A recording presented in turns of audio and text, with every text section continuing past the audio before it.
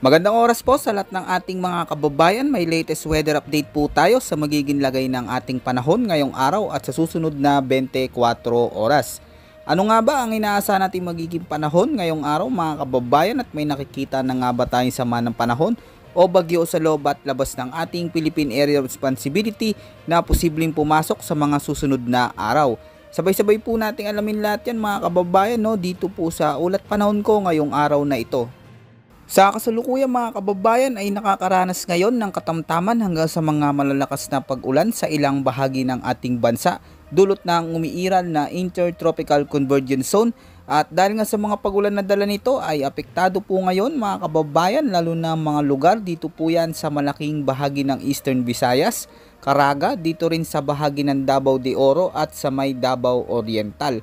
Kaya asahan po mga kababayan, ang mga lugar na ito ay makakaranas ng maulap na kalangitan na may mga kalat-kalat na pag-ulan, pagkulog at pagkidlat, lalo na pagsapit ng hapon at gabi.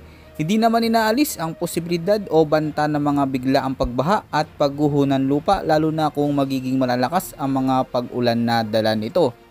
Samantala mga kababayan, makikita po natin sa ating weather forecast na meron po tayong pamumuo ng cloud cluster. Dito po yan malapit sa silangang bahagi ng Mindanao, at dahil dito ay mataas ang posibilidad na magdadala ito ng maulap hanggang sa madilim na kalangitan na may mga pag-ulan, pagkulog at pagkidlat, lalo na po dyan sa area ng Caraga Region at Davao Region.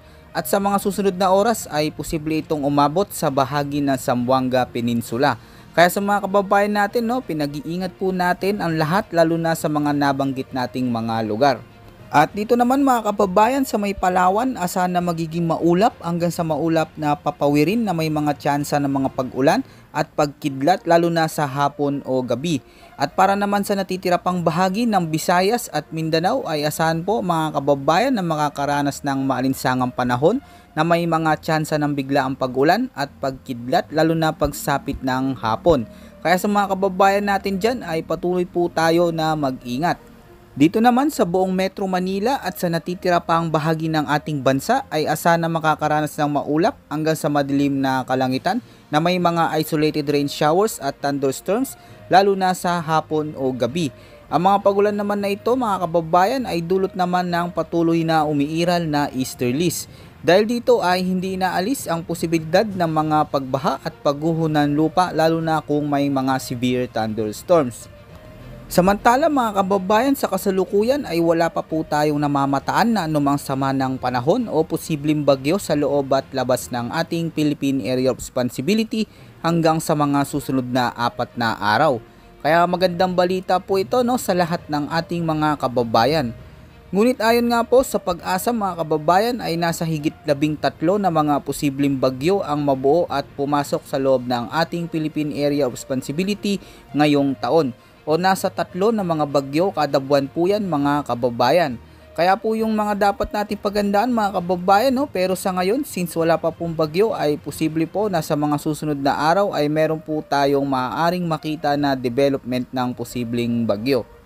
Bukas naman mga kababayan, asahan na patuloy pa rin tayong makakaranas ng maalinsangang panahon, lalo na pagsapit ng hapon na may mga tsansa ng mga biglaang pag-ulan, pagkulog at pagkidlat, dulot ng umiiral pa rin na easterlies at intertropical convergence zone sa malaking bahagi ng ating bansa.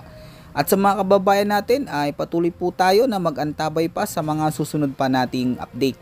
Yan po muna ang ating pinaka-latest weather update at ulat panahon ngayong araw mga kababayan ko. Ito po ang inyong weather forecast ng bansa. Maraming salamat po at ingat po sa ating lahat.